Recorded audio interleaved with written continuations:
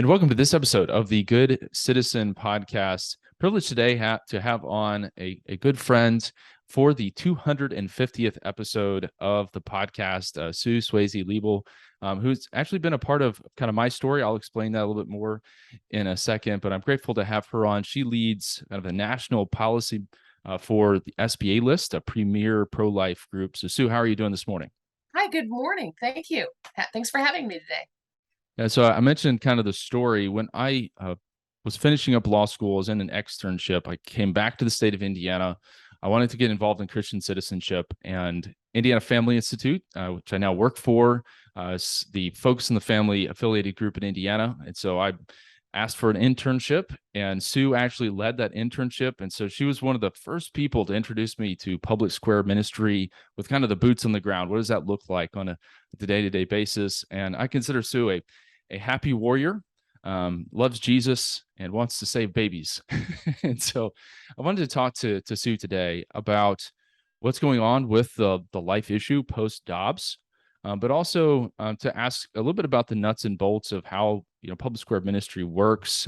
Been doing it for a long time. So Sue, would you jump in? Tell us a little bit about your current position, a little bit about your background. Oh, sure. Thank you. Well, let's see. My background is varied, but I've been a lobbyist in the state house, mostly in Indiana, for over 30 years. I started out, I have degrees in social work, and I was at United Way, which is a large nonprofit organization in Indianapolis, large enough to have one lobbyist on its staff. And I was blessed enough to cut my teeth on that, if you will, back in the days of welfare reform and a lot of key issues going on. And then I moved over to the Indianapolis Chamber of Commerce. I was vice president of the local Chamber of Commerce, where I not only lobbied at the State House, but also the city county council, the town council, if you will, of this capital city. And I had a team of 5 lobbyists there. And I learned a lot about the other side of the coin, taxes, environmental issues and their impact on business, and even infrastructure issues. Like most people don't know this, but I helped create a stormwater drainage utility. So how Okay. about that? Checked it And off the then, bucket list there. yeah, I Yeah. know it. I know. And then the Lord actually spoke to me on June 4th, 2005, and said, "I've trained you up, and now you're going to work for me." And Wow. so I left this after 17 years. I left the secular lobbying world and I walked right back into that same state house, same legislators, governor, whoever. And I saw it as a mission field. It became a mission field, and I had the honor to work for Indiana Family Institute, where you are now, and Indiana Right to Life. I neither could hire me full time, so they both hired me part time, and I got to work on family issues as well as life issues. And now today, I have moved on in the pro life world and work for Susan B. Anthony List, which is the nation's largest pro life organization out of Washington, D.C. My job is not to go to Congress or Washington, but rather my job is state legislatures throughout the country. So I'm bringing all my experience at the state level and what a state legislature is, and a governor and an attorney general and things that happen at the state level all throughout the country now for life. So a couple of follow-up thoughts there. One is sometimes when you say the word lobbyist, people begin to cringe. I love how I had a pastor up recently. He's like, "Oh, so lobbyist means you just stand in the lobby." Like, yes, that's how it developed. You're Kind outside of. the House of Yeah. Commons and you're in the lobby to talk to them, but just that you're there to impact public policy as a missionary in the public square. And I'm grateful for God calling you into that and the way that you see it. But then the other thought is, as we've talked about on the podcast for a long time, that certainly there needs to be an effort at the national level, but it's a little bit of kind of sticking your fingers in the holes in a dike and kind of running out of available digits when there's a lot of opportunity to transform issues at the state level. And I think the life issue is kind of the perfect example of that. And so I'm grateful that's where you're throwing your energies these days. Well, actually, I've got to brag just a minute on Susan B. Anthony List, the Yeah, organization. yeah. Actually, it's we've changed our name. It's Susan B. Anthony Pro-Life America. And shame on me if I don't say that again correctly. Sure. But working at the federal level for the past 25 or so years, it's really it has been the U.S. Senate and the U.S. presidency that has been the main focus of this political organization, and I mean political. And we don't apologize for that. We give candidates money that are running for U.S. Senate and president, and the reason is because a president appoints a Supreme Court justice, and the U.S. Senate confirms that appointment. And so we need a pro-life president, and we need pro-life senators to confirm pro-life and constitutionalist U.S. Supreme Court justices. And that's exactly what we were able to achieve, all of us together, of course. And that's why we have seen the overturn of Roe versus Wade. Now there's still a federal role, and we can talk about that later if you'd like. But also, as you know, the issue has moved to the states, and now states can decide. We're back to where we were before Roe, which is that each state can decide. And so with the podcast, so we have a number of pastors on, and we've had a number of new listeners this year, that I see the life issue as a pre-political biblical belief. But that if you look at the number of kind of biblical principles that are sourced from the Imago Dei, things like religious liberty for all people, ethnic unity and justice, I mean, we go through kind of 5 of those and focus on them. But some of them are a little more difficult when you get in the public square to say, all right, how would this exactly work out in policy? And some people may disagree with how to do that. But for me, the life issue is the most pressing moral issue of our times. And there really is just this kind of straight line from what the Bible teaches about if that's somebody made in the image of God, from conception to natural death, they're worthy of the protection of our laws. And so that's why I'm grateful that groups like SBA List, now Pro-Life America, have been working since 1973, and praise God, it worked. And so now we do get to talk about some of these state level issues. So do you have a recent story, and maybe that was the story, but a recent story was just meaningful and kind of shows some of your work? Boy, I tell you what, I've got a story, and I'll try to be very quick about it. And as you can tell, and as your listeners can tell, I am a lobbyist. I'm into policy, the law. I'm boring. I'm in the ivory tower of the State House or the Capitol building. I'm not one of the people on the streets or in front of a pregnancy center or whatnot. I'm just kind of the boring policy wonk. But on the morning of Roe versus Wade being overturned, June 24th, 2022, I was actually having breakfast. I was in Washington. I'd been at our office, and I was having breakfast with a friend who was very involved in the movement. And then I was going to go to the airport and come home. We did not expect that decision that morning. Well, we had just put our forks down, and we got a text, and here it was. Okay, so it's one of those, I remember exactly where I was when I got the news. Yeah. Okay, so she had to run and get to the steps of the Supreme Court. I decided to ditch my plane and go back to the Susan B. Anthony Pro-Life America offices and spend the whole day in the office. So I got an Uber, and I went back to the office. Well, in the back of the Uber, I called one of my long-term colleagues. So there was a young woman driving my Uber. I want to say she was probably about 20, maybe. And I said to her, "You're going to hear me cry, but that's okay because it's a good cry. But I'm going to get in the back of your Uber, looking up back here." So I called a dear, dear colleague that I've worked very closely with for decades. And yay, raw. And then we started just immediately talking politics. So, okay, so what do you think the House is going to do? What do we need to do in the Senate? Well, so-and-so, we need to get him out of office because we need to do this, we need to do that. And okay, bye. So I hung up. And I realized that to that young girl, I sounded super political and maybe harsh. And so I said to her, "Oh, excuse me, I work in this area, so I talk about the politics a lot, but really the most exciting part of this is how it's going to help women, and how women are going to finally receive justice and the care that they need. And she goes, "Oh, is that Roe thing?" I said, "Yeah." She said, "Oh, my mother just called me about that they overturned that." And I said, "Yes." And I said, "And really what we care about are women not having to suffer anymore." Well, she started crying and Mm. sobbing and sobbing. And Wow. so I used all my best skills, and I said, "Oh, I'm sorry, is this about you?" And she said, "Yes." And Mm. so then I shared with her my story too, because it's about me as well. And we started crying together. And she said to me that she believes in God, but she doesn't think he'll ever forgive her. Mm. And so I started to witness to her that of course Oh, that's wow. why he died on the cross. She had 5-month-old twins, Mhm. and she was just a mess. And she said, "I woke up and they were gone, and I don't know where they went."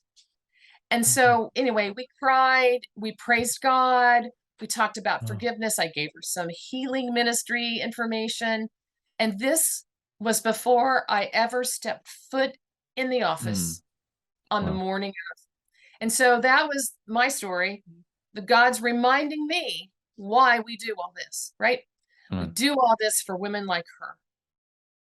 Well, it's such a powerful story, and thank you for just being in tune. I think to the Holy Spirit. You think of all the Uber drivers in Washington Oh, D.C., and He puts you right there I in, know. in that car.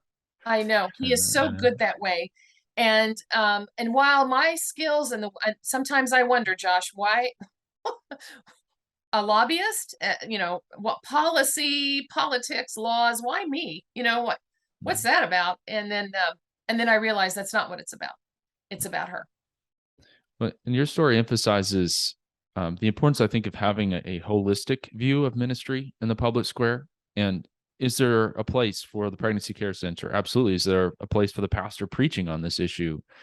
But is there also a place for Christians that God calls in our participatory democracy to bring biblical principles in the public square? It's hard sometimes, it's difficult, but I think it's absolutely necessary. And so I'm grateful again that you're in that role.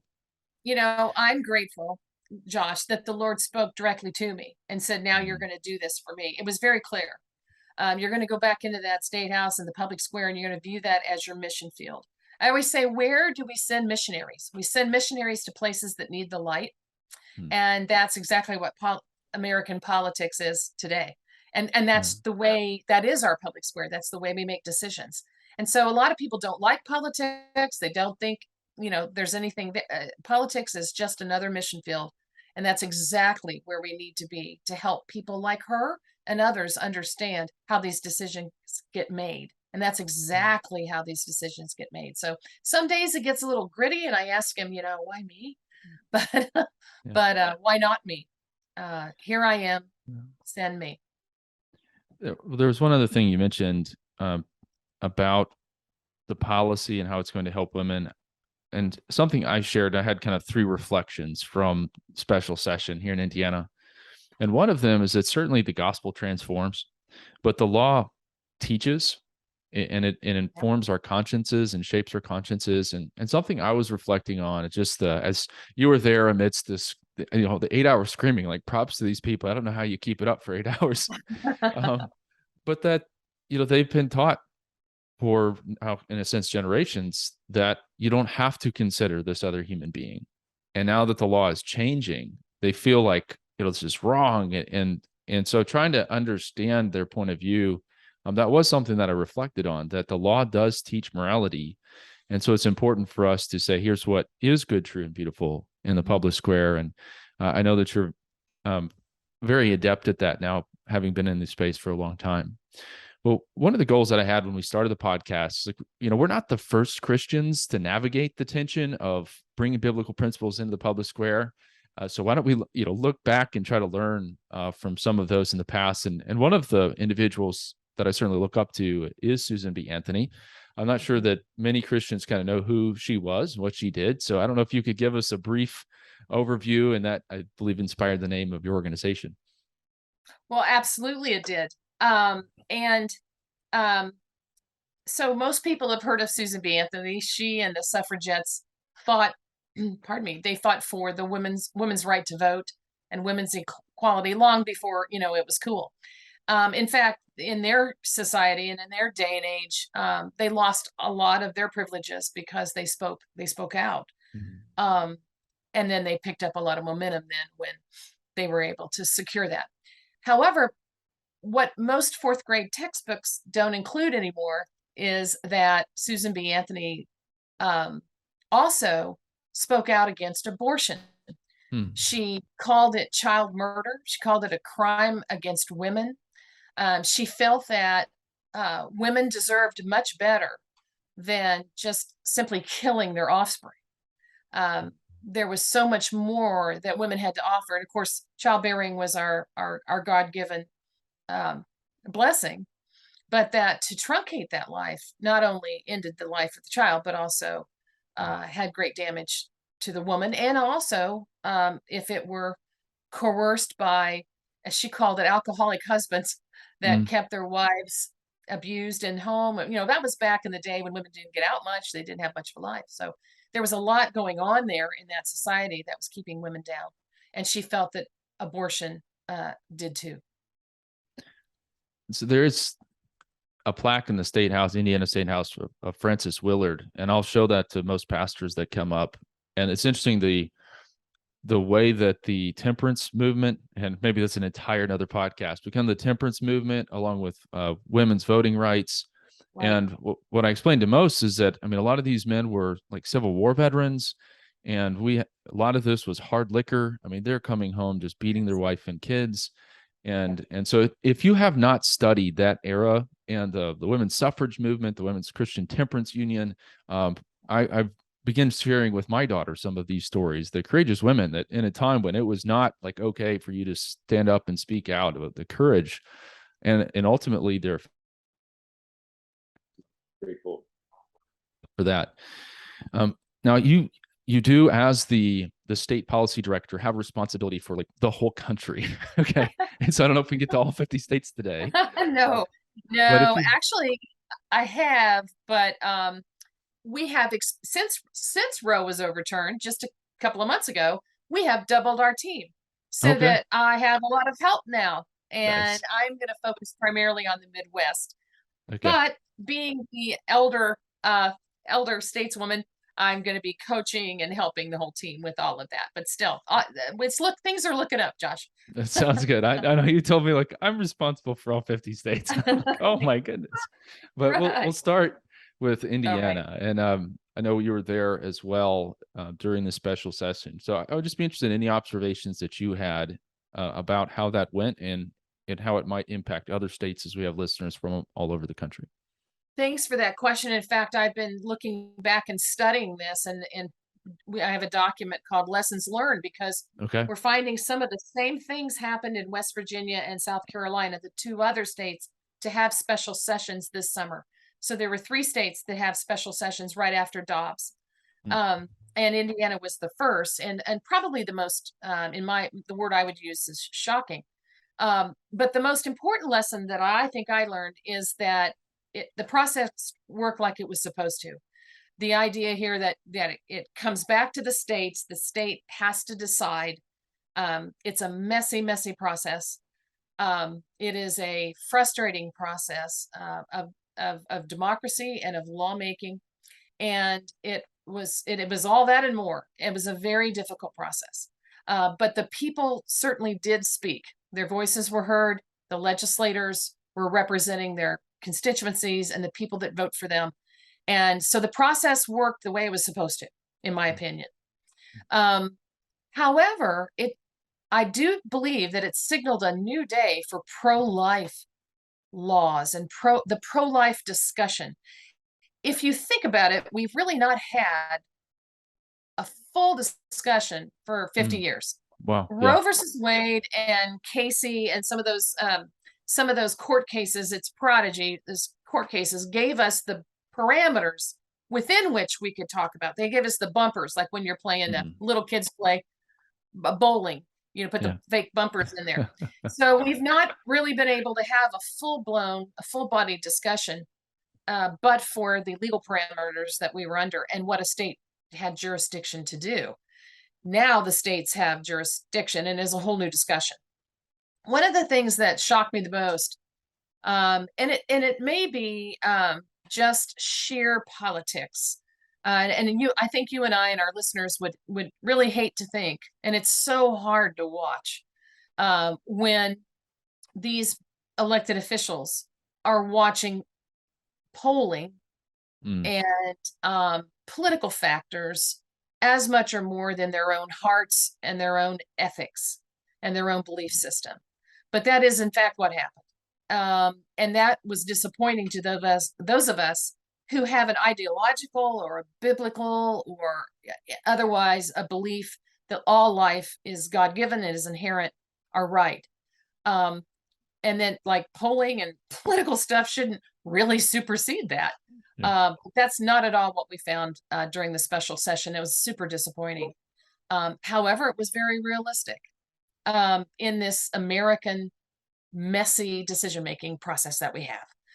So the other thing I think that was, and by the way, I'm sorry, we saw that also in West Virginia and South Carolina, where I don't know what we call, maybe more moderate Republicans or rhinos or whatever the words you want to use, of a Republican member of the Republican Party who maybe isn't as conservative as we are. Maybe they're conservative on taxes or education, but not necessarily on the social issues. They were able to have much more of a say in Indiana, but also I'm seeing it around the country. So so that was one lesson learned that was immediate and a little shocking, I think, for us all. Another thing is that at least the original bill in Indiana, the very first bill that they laid on the table, Senate Bill 1 in its original form, was clearly written by the medical establishment. It was clearly written by people who believed in abortion or the medical community that wanted to take the abortions. So the original bill didn't close the clinics. The original bill actually gave the department a directive to adapt new rules for new clinics. And so if the hospitals were to take the life of the mother, for example, or those medically indicated abortions, and they'd get some more business there, then the only clinics left would be pill-only clinics, the abortion pills, RU 486. That was all envisioned in the first bill, and it was smart like a fox, as we used to say. It was written by the medical establishment, and I'm not sure some senators even knew what they were reading. But if you go back and read it again, you'll really see. And I read it over and over because I couldn't believe that was the influence that was happening in Indiana. Now, that's not how it ended up. That's not when the smoke cleared at the end of the day that we got rid of most of that. And we fought very hard. Indiana Right to Life. Some of the senators and representatives immediately saw what was going on and started a pro-life caucus, which frankly I think was a creative move and will pay dividends later. I think for sessions to come, not just the special session, but I think that was a really good move. And then so we had to fight hard to push back, and got a lot of that taken out, amended, changed, that sort of thing. And so that the bill that finally passed, of course, will end over 95% of all abortions in Indiana, if it is implemented properly and there is someone to oversee its implementation. So there were several other lessons. I feel like I'm going on and on, but the bottom line is that it's a new day in what I do in lobbying and politics around life.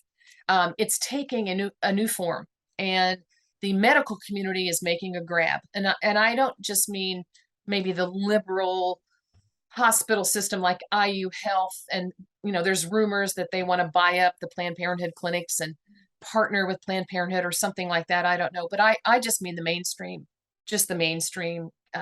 medical establishments that we all use here at Hoosiers. Mhm. There's more going on behind the scenes now in the mainstream medical community than we can see with our eyes.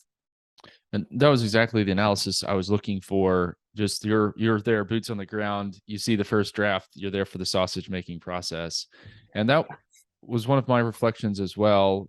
And that was that Roe versus Wade was, in some ways, even for you use the term moderate Republican, somebody that would take a pro-life endorsement, like, because that helps you get elected, and then Roe versus Wade goes away, and like, oh no, now you have to Oh, what do like I- vote yes or no on a bill like Right, this, and right. maybe it isn't your leading issue, and so there was certainly that reflection, and then also that we still have work to do in persuading hearts and minds. I had We do. hoped that maybe we were a little bit further down the road. That was another big reflection of mine. So that was exactly the analysis I was hoping for. And is that document lessons learned? If that's internal, no worries. But if it is available, I'd love to share it in You the show know, notes. it is internal for now, but it won't be for long.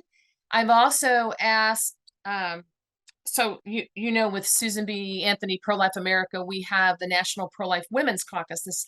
This is like an academy for women lawmakers, because it's usually the Mm. woman senator or the woman representative that authors pro life Yeah, bills. absolutely. Yeah. So we have an academy for those women. We have over 200 women lawmakers from around the country. I'm going to be doing a webinar or a podcast like this, and I'm going to Okay. be interviewing women from those 3 states, Ah, okay. Indiana, West Virginia, and South Carolina, asking them to do this very thing, to kind of break down kind of what happened. And I all in an attempt to provide guidance to most legislatures, which will start in January. So let's start now framing up those lessons learned, what you can expect, and give that info to other legislators who will, in their states, go back into session in January. So I plan to do more with that. So stick around. Yeah. Yeah, we'll definitely, once that comes out, we'll link that in the show notes and get it out to the audience. So just a couple more issues on the policy front. The first one was, any thoughts on what happened in Kansas with the voters, not going with the pro-life stance in their amendment process? Did you have any thoughts on that? I sure do. Um, Okay. and and and I'll tell you, this is one area that stumps us conservatives every time. I don't know the answer to this really. Um, but unfortunately, what happened in Kansas um, is that the other side, the pro-abortion side, aided by the media is their friend, um, branded the Republicans as wanting to ban all abortions without any exception and put women's lives in danger. What women are going to die. All these horrible, terrible things will happen. They even did a TV ad that I haven't seen it, but I've heard about it, that not wasn't just about abortion. They kind of bled over into mask mandates, Hmm. and remember closing schools and all. So in other words, they lied in their television ads to try to paint a broader brush than just life and Hmm. scare people to death. I And see. so basically, and this isn't just this. We know it's an unequivocal statement that the other side lies. And so lesson number one, the other side lied. But lesson number two, and a lesson that we're trying to talk with Republicans all over the You, country. you mean people in public life aren't always completely honest with one another? Can you believe that? Would you No, really? no. Actually, it's just, I mean, to take that into mask mandates and other things Yeah, and to it wasn't the mislead issue. people is just unconscionable, in my opinion. But that's what happened. And if it's also, but Josh, we need to say it's also what happens when the electorate is not well informed. They could Mm, be led by those lies. They could yeah. believe what they heard, right? And there's a lot of that going on right now on the other side. They took a big loss when Roe was overturned, and they're just extremely reacting with lies. Anyway, the other thing that happened though, and then I'm seeing it all over, and we're trying to talk to as many Republican candidates as we can, and that is to contrast, to make a clear contrast between your view for life and the other side's extreme abortion view, abortion up until birth, paid for by taxpayer dollars, late term abortion when a baby can feel pain. So to say, yeah, I'm pro-life, but to pivot and contrast my views with my opponent's views, or with this in Kansas, the side that wanted to kill this amendment, is to, or other way around, the other side that wanted this amendment, is to contrast what we believe with what they believe. And we don't do this very well. Conservatives are not very good at, I'm not saying to lie or to even exaggerate, but just say, yeah, you know what? And then pivot and say, but look at this, why is it they're saying that? Because they want abortion up until birth when the baby can feel pain. It's late term abortion paid for by taxpayer dollars. So we just continue to remember the word contrast. We have to contrast, and then also show compassion. And so finish that discussion with services for women, giving women better alternatives than abortion, caring for women and their babies and their families. And I mean, that is the new contrast and compassion is the new conservative mantra. Okay. They did not get that done in Kansas. That's really important, because it's so many times in these conversations, of course, you end up just talking about the rape and incest exception, because they'll throw just one of these small little narrow categories, and then you spend all your time talking about that and you miss the broader picture. So exactly what you said. Right. I think we have to do a better job Right. of doing that. And then one other development I've been tracking, of course, what's going on in some of the courts with Arizona. Recently, a judge said, hey, our pre-Roe ban stands in Michigan, and most recently in Indiana, the court saying, no, you can't use that. The court case in Indiana fascinates me a little bit, because the judge even admits that in 1851, when our Constitution was ratified, that abortion was illegal.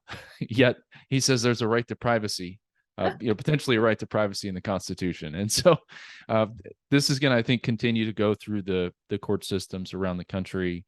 But any other policy developments that contrast and then the compassion part of it, I think, are really important talking points for us. But anything else that you'd like to let us know about? Well, first, just a quick comment on that. Unfortunately, this is, I've done this for many years, and one of, I should write a book one day, but I probably will just go sit somewhere under a tree and rest. I would love to read the book, but you probably need the rest for sure. But one of the shocking things to me has always been, and continues to be, you think I get used to this, I can never get used to the fact that in our country, our judges, our courts are political. We don't, in our books and government class and all the things we learn, the three branches of government and how they're run, the courts are supposed to be,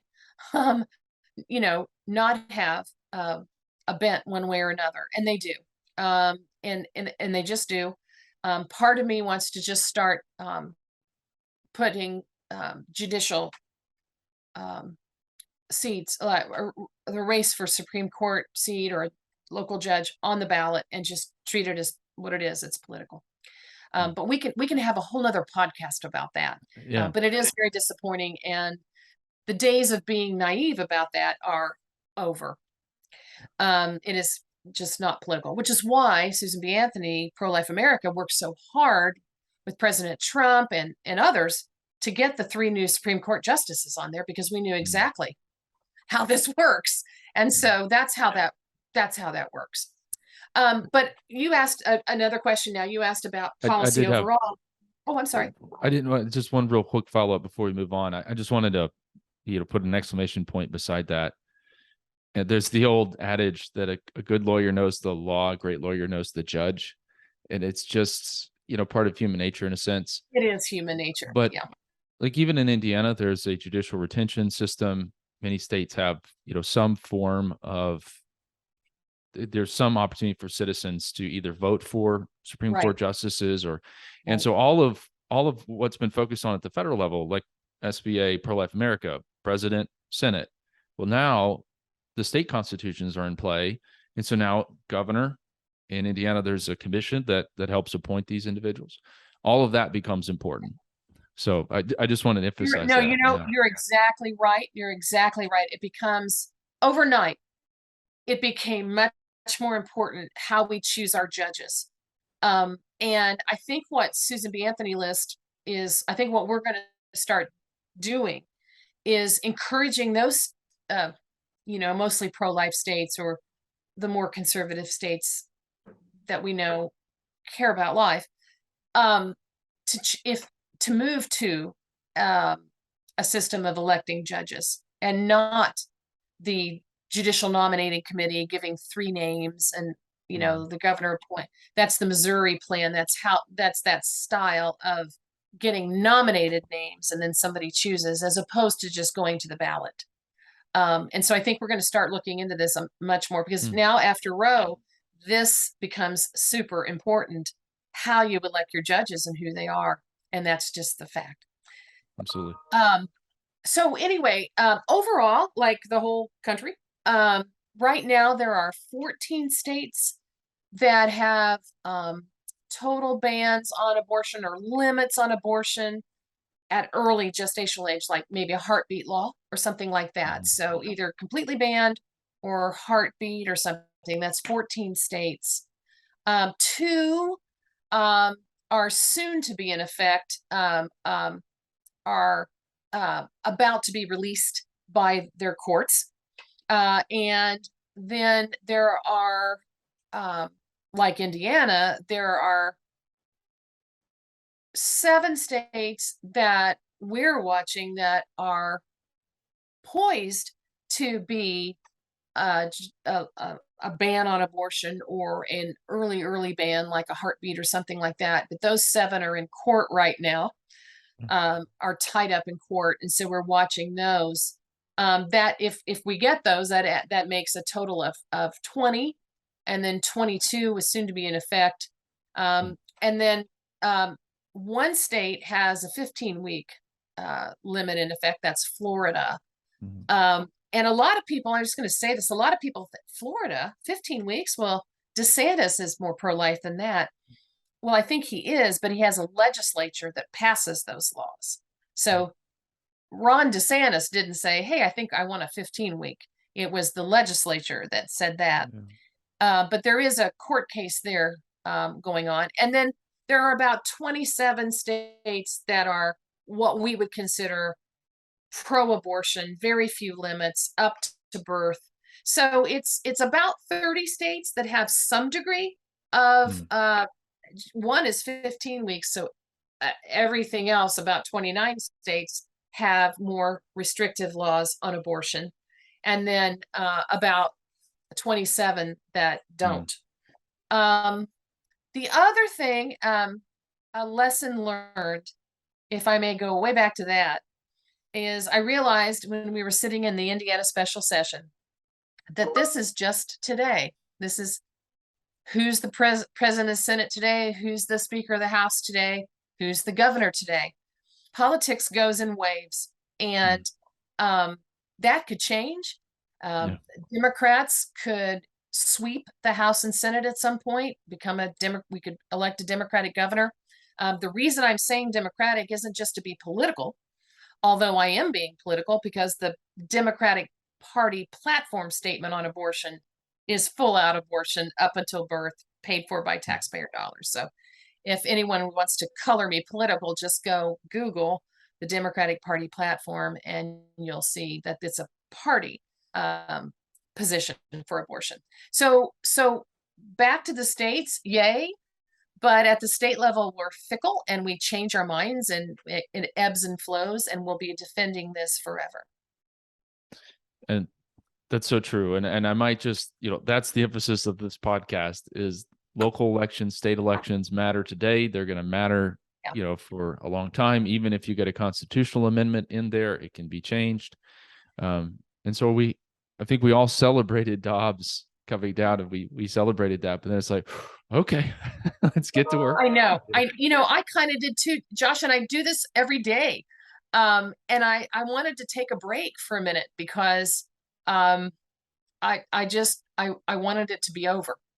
But sin is never over. Whether it's this or anything else, any other topic you want to talk about, it will never be over until the day, that we go home. Pardon me. So until the day that we get to go home, we're going to be here fighting for his kingdom on earth. We're going to be trying to change hearts and minds, and not just this, but on lots of issues that we disagree with or we feel that are not biblical. And so we have to be happy warriors, as you said earlier, and come in the name of Jesus. But come with love and with truth to help our fellow Hoosiers along. As it's going to be a rocky road, but it always will be. Sure. And so it's that, how do you run a marathon, not just a sprint? Right. That's right. So you mentioned that, the contrast piece, but also the compassion piece. And SBA, a Pro-Life America, recently started something called Her Plan, which I think can be a big piece of this. And so I know we're running a little bit close to your time and want to be conscious of your schedule, but I'd love to know a little bit more of the nuts and bolts of that, and then how churches and individual Christians could get involved. Well, I would love to tell you more about Her Plan, because we're proud of it and we feel it's really important. I've mentioned this whole time contrast and compassion. Her Plan stands for Her Pregnancy and Life Assistance Network, and it facilitates the collaboration between providers and their communities to empower women and families, comprehensive medical services, social services, and material support. It is not Her Plan isn't a place where women go. Her Plan puts together a directory and coordinates for an app on her phone, which is where it's at, right? And wherever she is, theoretically, she can search for housing or food or diapers or medical care, of course. And we've started in 5 states: Georgia, Mississippi, Texas, Virginia, and West Virginia. And we have plotted on a map, like GPS, where these services are in that state. And lots of places do that. So this is not a new thing to create a directory or whatever, but we have vetted them all the way down to the grassroots level, which are pro-life and which are not. So for example, if she needs a bed tonight, she's homeless, that government-run shelter or that shelter that might refer her to Planned Parenthood tomorrow, she still needs to put her head down on a pillow. But if there is a shelter run by a church or run by missions work in the community that will not refer her for abortion, then we put a pretty little leaf by that, a soft, pretty green leaf. In other words, we've divided the services between what is pro-life and what is not. And I'm not saying that the ones that are not aren't important. She needs food, she needs help. They're in there.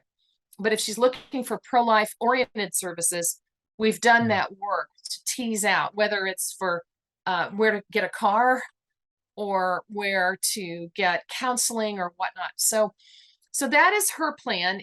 But the most important part of Her Plan, well, not the most important, the woman is the most important getting help, but is we work with the providers in the communities to come together and to talk about where are the gaps in services, what do we need most. And in some community that may be transportation, in another community that may be jobs, and in another community it may just be diapers.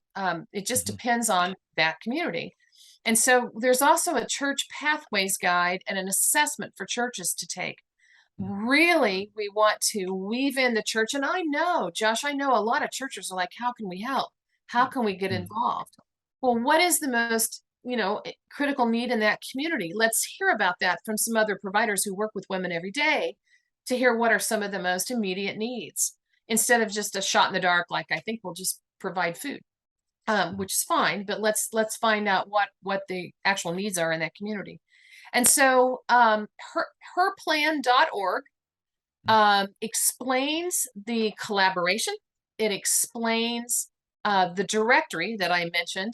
But it also has a couple of extra resources, and I love to see your pastors and the churches look for that church pathways guide and the church assessment, so they can begin thinking, how can we, what are our best assets that we have to bring to the table? Our goal is to have her plan in 30 states in the next few years. Wow. So we can help women all over the country find the life affirming care and services that they need. I love that. And one of the goals of the podcast is, what practically can we do, and trying to figure out what are the tools that we can use. And I love this. I mean, you could think about a pastor that's in one part of the state and he has somebody that's going to another part. You could just pull that up and say, hey, here's help. And also I think of the worldview difference. Like, as the church, if we're truly wanting to help someone, we can meet those physical needs, but we also want to meet the spiritual needs. There's a worldview difference there, and want to point people to Jesus. So I think this could be a great guide for helping someone find those services, but also like-minded believers. So it makes a lot of sense, and we will link that in the show notes. Just two last quick questions for the pastors out there that are trying to manage a lot of different things, and ministry can be weighty at times. Mm-hmm. I've always been blessed the fact that you have always, as long as I have known you, worn multiple hats, and then also have been in the trenches. Having experienced 2 weeks of it, one of the most passionate, difficult issues in American public life. So I was interested in kind of how you balance that, and what are some of your disciplines that, again, every time I see you, you're there. You're a happy warrior, not, just, which I think if we're not careful, it can lead to that. So I would just be interested in that, and how you're able to lead these things so well while also maintaining a relationship with Jesus. Well, it's just that. It's just my relationship with Jesus. He gives me I think the patience that I need, and I certainly the wisdom.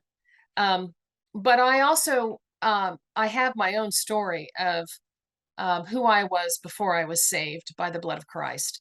And I know that I am standing in the gap for people who don't know him yet, but who need him so badly. And this is abortion is a hard thing to talk about, but it's also, some days it can be kind of gross and really disturbing. and only my relationship with Jesus, only the word of God can cleanse me from that, icky.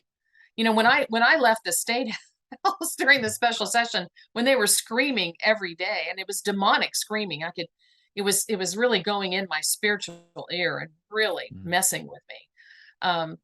Only the word of God and only sitting at the foot of the cross can heal that. And so I'd like to think that that's really the only reason I'm doing this, is because he gives me what I need to keep doing it. Yeah. Amen. Well, and I was thinking about that after just 2 weeks of it, just the spiritual weight after that experience. And I was just thinking, Sue does this all the time. It's like she goes to different states and just gets pounded. And so I'm grateful. I mean, Jesus is sufficient. So amen to that. He is sufficient. And it does hurt, though. It's hard. And I'm sure pastors probably feel this way, although I've never spoken to a pastor about this. But all day long, I'm sitting opposite of people who are trying to make their case for why they want to kill children. I mean, I'm watching this every day and thinking, how can you do this? Yes, sir, we want to keep doing abortions. Please don't stop. Please don't make it stop. It's like, what are you saying, and saying out loud? And now the Church of Satan has gotten involved, and it's just really shocking what we're seeing these days. And anyway, I wanted to point that out. Sin is sin, no matter how you cut it. and it's ugly no matter, I guess, no matter how you cut it. So Yeah. Well, again, I appreciate you standing in the gap there and being a thank voice you. for that pre-political biblical belief, but works out in the public square. And uh, some of the arguments that I heard, and then some of the just the weight from that certainly impacted me. So we'll continue to pray for you. We'll ask the listeners Thank to you. lift you up as you're around the country. So last question: if you had a billboard in which to put a message to the broader church, what would you put on it?